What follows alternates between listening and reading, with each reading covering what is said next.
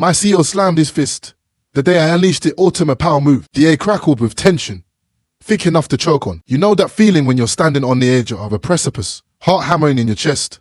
Well, that was me, staring down the barrel of a career-altering confrontation I never saw coming. It all started with a fist slamming on a mahogany desk, and earth-shattering "you are not getting the promotion," echoing in the sterile corporate air. My CEO, Leon, a master of condescension and corporate gamesmanship, had just dropped a bomb that would detonate everything I thought I knew about my life. My reply, a simple two-word declaration of freedom that would change everything. I quit. And the team's reaction, priceless. But let's rewind, because this wasn't some impulsive act of rebellion. This was the culmination of 8 long, grueling years at New Horizons Corp, a slow burn of unfulfilled promises and blatant disregard for my contributions. My name is Jake Russo, and this isn't just a story about quitting a job.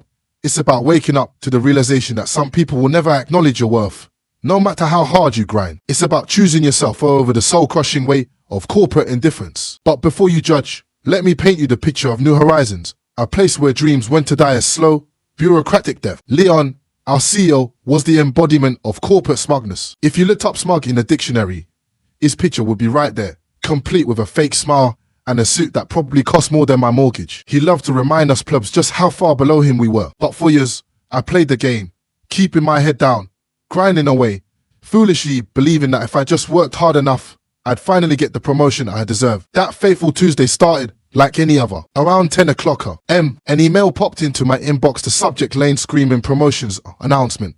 The word promotions practically leaped off the screen. I'd been relentlessly gunning for the senior director position in my department, sacrificing late nights, weekends, and even holidays at the altar of corporate ambition. So when I saw that email, my heart leaped, a surge of hope coursing through my veins. But a nagging feeling, a sense of foreboding, not at the back of my mind. I'd seen too many deserving people passed over for far less. By 3 o'clock p.m., I found myself in the dreaded conference room, a pressure cooker of nervous energy. Everyone trying desperately to appear nonchalant as they awaited their fate. I spotted Carly near the front, nervously tapping her pen. She caught my eye and offered a small, sympathetic nod, which did little to ease my anxiety. Leon launched into his usual self-congratulatory drivel, spouting corporate buzzwords like maximizing potential and synergizing departments. Finally, the moment arrived, the part we were all breathlessly waiting for. And now, he paused, milking the tension, or all it was worth. We're excited to promote Steve Harper to Senior Director of Business Development. A chill ran down my spine. Steve Harper. He'd only been with the company for 2 measly years. But, of course, Steve was Leon's golf buddy, spending every other weekend schmoozing on the green. He was a master of flattery, always laughing at Leon's terrible jokes, pretending they were the best of friends. And now, he was getting my promotion. I couldn't believe it. A wave of nausea washed over me as polite applause broke out round the room, the sound muffled, like I was submerged underwater. Surely, there had to be more than one promotion, right? But Leon droned on, moving on to other departments, rattling off promotions that meant nothing to me. This was it. They were passing me over. After all those years, all those sacrifices. For what? My heart hammered against my ribs. My hands clenched into fists beneath the table. But I forced myself to stay calm, to seek clarification. Maybe, just maybe, there was still a chance. But as the meeting dragged on, my hope slowly dissolved, replaced by a burning sense of frustration. By the time it finally ended, I was seething. Everyone around me started packing up, chattering excitedly about the chosen few. I saw Steve shaking hands with Leon, his face radiating smug satisfaction. The sound of my chair scraping against the floor was deafening as I stood abruptly, catching Leon's eye. Without even thinking, I called out across the room, "Leon, can I talk to you for a second?" The room fell silent, every eye boring into me. I could feel the heat rising in my face. Leon's fake smile faltered slightly. "Jake, let's discuss this later. I have another meeting." "Oh, hell no. No, we're going to discuss this now," I said, my voice sharper than I intended. Carly shot me a warning glance from across the room, but I couldn't stop myself. I'd reached my breaking point. Come what may, this was not going to end without answers. I had nothing left to lose. Leon sighed dramatically, the condescension dripping from his tone like poison. "What's the problem, Jake?"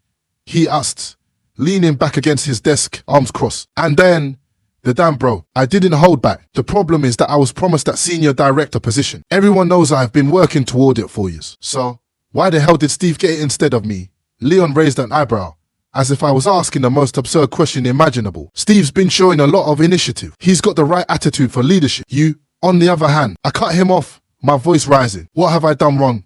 Leon, I've put in the time. I've hit every target. I've built relationships. Tell me why I'm not the right fit. Leon's expression hardened. He didn't like being challenged, especially not in front of the lingering members of our team who had yet to clear out of the conference room. Jake, it's not just about hitting numbers, he said, his voice laced with dismissiveness. It's about showing the kind of passion and drive that makes you stand out. Steve's got that spark. You've been here a long time. You've become comfortable. I couldn't believe what I was hearing. Comfortable? I've been busting my ass here for 8 years. Leon, and the reason this department is even functioning. He clearly didn't like being put on the spot like this, especially with a potential audience still present. Jake, he said, his voice now dangerously low, careful. If you don't like the way things are done around here, no one's forcing you to stay. And there it was, the moment that shattered the illusion. For years, I had swallowed my pride, played the game, convinced myself that one day it would all pay off. But in that moment, I realized just how little they valued me. I was nothing to them. Just another cog in the machine. A wave of icy calm washed over me, replacing the fury. And then, before I even realized what I was doing, the words were out. You're right, Leon. No one's forcing me to stay. I quit. He opened his mouth to respond, but I didn't give him the chance. I could see the shock on the faces of my colleagues. Carly looked like she was about to faint, but I didn't care. I turned and started packing my things, adrenaline coursing through my veins. As I stuffed my belongings into my bag, I could feel the tension in the air. Hushed whispers and furtive glances. Julie, my co-worker from across the aisle, approached me cautiously. Jake, what the hell just happened in there? I zipped up my bag and stood, a strange sense of calm washing over me. I quit. Julie, I said, it was about time. Don't you think? Julie's eyes widened. Good for you. Honestly, that place has been sucking the life out of you for years. People are already saying what you did was epic. I let out a shaky breath, trying to shake off the lingering tension. Yeah, well, I'm done playing this game. Julie leaned in closer, lowering her voice conspiratorially. You know, everyone's been saying you were the one who deserved that promotion. No one can figure out why Steve got it, except, well, you know, Leon's little golf buddy. I shook my head, a bitter smile playing on my lips. Of course, Julie squeezed my arm. Seriously, Jake, good luck. You deserve better than this place. I gave her a small smile. Thanks. Julie, take care. The ride down in the elevator was surreal. It felt like my whole body was buzzing with a mix of relief and terror. I just quit my job, my secure job, with a mortgage and two kids to think about. But strangely enough, as I stepped out into the crisp fall air, I didn't feel scared. I felt free. When I got home, Maggie was in the kitchen, sorting through the kids' backpacks. She looked up, surprised to see me back so early. Hey, you're home early. Did the meeting get out sooner? I quit, I said. Her hands froze over a stack of homework. You, what? I dropped my bag by the door and ran my hands through my hair, the enormity of it all starting to sink in. I quit, Mag. I couldn't take it anymore. They gave the promotion to Steve. Leon basically told me I wasn't good enough. She stood there for a moment, processing. Jake, are you okay? I looked at her, and for the first time in years, I felt like I could breathe. Yeah, I said, I think I am. She studied me for a second. You've been miserable there for so long, she finally said, her voice soft. I'm proud of you. I pulled her into a hug, and for the first time, what felt like forever, I wasn't carrying the weight of the world on my shoulders. That night, we sat on the couch after the kids were in bed, talking about what had happened. Maggie had questions, of course, what we were going to do next, how we were going to manage the bills. But she never doubted me, never made me feel like I had made the wrong decision. We'll figure it out, she said, holding my hand. You're smart, Jake. You've got skills. Something else will come along. I started reaching out to contacts, updating my resume. The buzz around my dramatic exit at New Horizons hadn't died down either. My phone was blowing up with texts and LinkedIn messages from co-workers and even some clients. But the real surprise came 2 days later when I got a call from an unknown number. I almost didn't answer, but something told me to pick it up. Hello, I said cautiously. The voice on the other end was deep, authoritative, but warm. Jake Russo. Yes, that's me. Who's this? This is Evan Marks from Meridian Global Consulting. I believe we have a mutual contact, Paul Winston. He speaks very highly of you. I nearly dropped the phone. Paul Winston. He was one of the senior execs at one of New Horizons' biggest clients.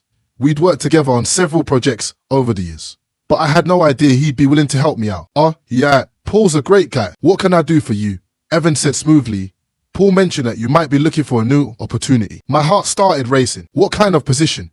Evan went on to explain that Meridian Global Consulting was expanding, launching a new division focused on corporate restructuring and turnaround strategies. They needed someone with my experience to lead a team, working directly with companies that were in trouble and helping them get back on their feet. The more he talked, the more it felt like this was exactly what I needed: a fresh start, a chance to put my skills to use in a way that actually mattered. And then came the offer. I'd love to meet with you, Jay. We can discuss the details in person.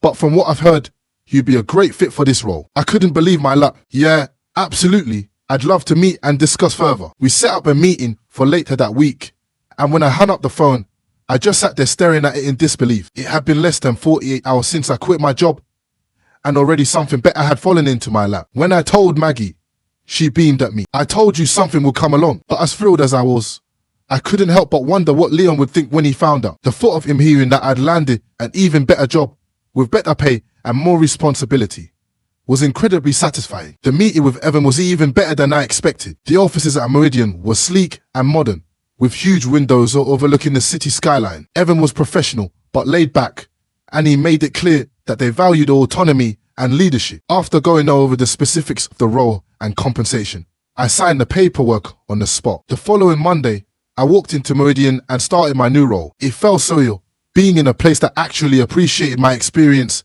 and trusted me to make decisions. For the first time in years, I felt excited about going to work. But the real kicker came a week later when I received an email from Leon. Jake, I heard about your new position at Meridian. Congratulations on the move. I wanted to see if you'd be interested in returning to New Horizons in a more senior capacity. We're prepared to offer you a promotion and a substantial increase in compensation. Let me know if you'd like to discuss. Leon and I stared at the screen, barely able to believe it. Leon, the same man who had brushed me off like I was insignificant, was now practically begging me to come back. Maggie was sitting across from me at the kitchen table when I showed her the email. She raised an eyebrow and chuckled. You're not actually thinking about going back, are you?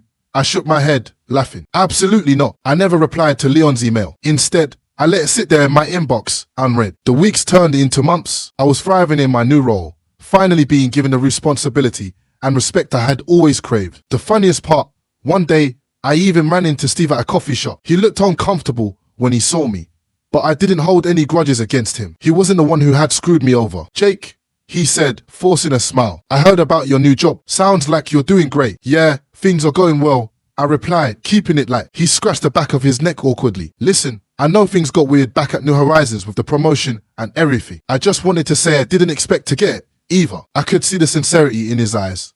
And in that moment, I realized I didn't feel any bitterness toward him. Don't worry about it, Steve. I've moved on. He smiled, clearly relieved. Good to hear. Man, you've always been one of the good guys. I was just doing what I had to do, you know? The whole corporate thing is a game. And sometimes, you don't even realize you're playing it until you win or lose. I get it. It wasn't really about you, Steve. No hard feelings. Steve smiled again. I'm glad we're cool. Anyway, I won't keep you. Best of luck with everything. We shook hands, and as I watched him walk away, I realized I didn't need to hold on to any anger. Things had worked out for the best. Steve was just another cog in the machine, just like I had been. I couldn't help but feel a sense of closure I didn't even realize I needed. I had moved on, not just from the job, but from the bitterness and frustration that had consumed me for years. A few weeks later, the final nail in the coffin came when I got another call from Carly, my old boss at New Horizons. I hadn't spoken to her since I walked out that day, and honestly, I wasn't even sure why she was calling me now. Jake, it's Carly. Well, I'm not even sure where to begin. Congrats on the new gig,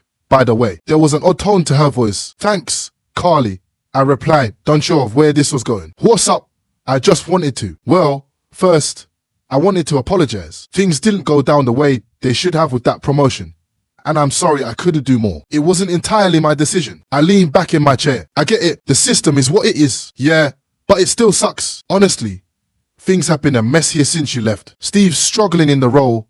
People are starting to jump ship. I think we've lost about 5 people in the last 2 months. Everyone's just exhausted. I wasn't sure what to say to that. Part of me felt a little vindicated, like I'd gotten out just in time. But another part of me felt sorry for the people still stuck in that toxic environment. That sounds rough, I said diplomatically. Carly hesitated for a moment, then finally spoke again. Look, I know this might be asking a lot, but Leon wanted me to reach out and see if you consider coming back. He's willing to offer you a senior role, a significant raise, whatever it takes. I had to stifle a laugh. Leon, the man who had brushed me aside like I was nothing, now groveling for my return. Thanks for reaching out, Carly, but I'm going to have to pass. I'm in a good place now. There was a pause on the other end of the line, and I could almost feel Carly's disappointment through the phone. But then she let out a small sigh. I figured you'd say that. Honestly, I can't blame you. I wouldn't want to come back either if I were you. We exchanged a few more pleasantries before hanging up, and as I set my phone down, I couldn't help but feel an overwhelming sense of satisfaction. I had finally closed that chapter of my life. I had moved on. The months that followed,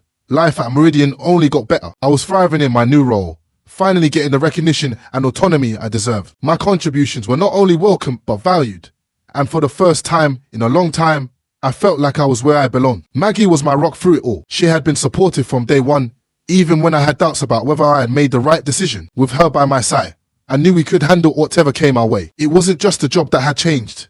It was everything. I no longer felt like I was stuck in a system that didn't care about me. I had taken control of my career, my happiness, and my life. Every once in a while, I'd get an update about New Horizons, how Steve had eventually left after being overwhelmed in the senior director role. How Leon was still clinging to his position even as the company floundered. I didn't feel any schadenfreude about it.